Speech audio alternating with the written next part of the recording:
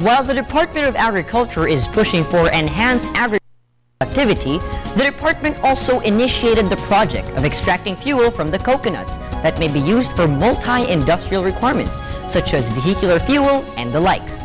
This report from Io Galvez. Agriculture's thrust is food security in the country, but in recent years, with the rising oil prices in the global market, agriculture has been tapped to provide alternative sources of fuel. Coconut tops the export list of agricultural products. The country earned $1.5 billion in 2011. Increasing demand locally with the production of biodiesel will raise prices of coconut in the world market and guarantee higher incomes for farmers.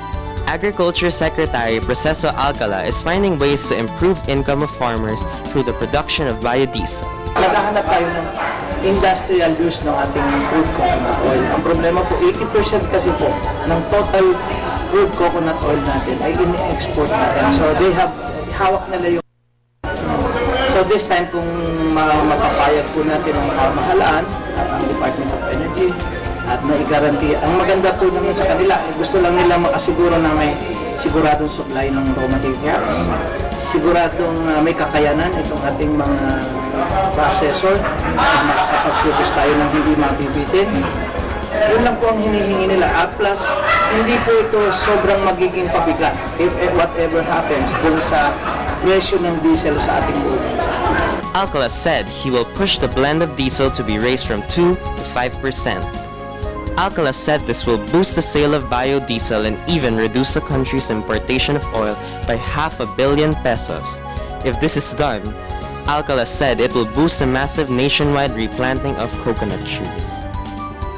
Alcala said the 5% blend will require 350,000 metric tons of crude coconut oil which the coconut farmers can supply. Ang maganda po nito, this is really done para mapabilis at makita po mabilis yung hindi po tayo kukulangin ng raw materials.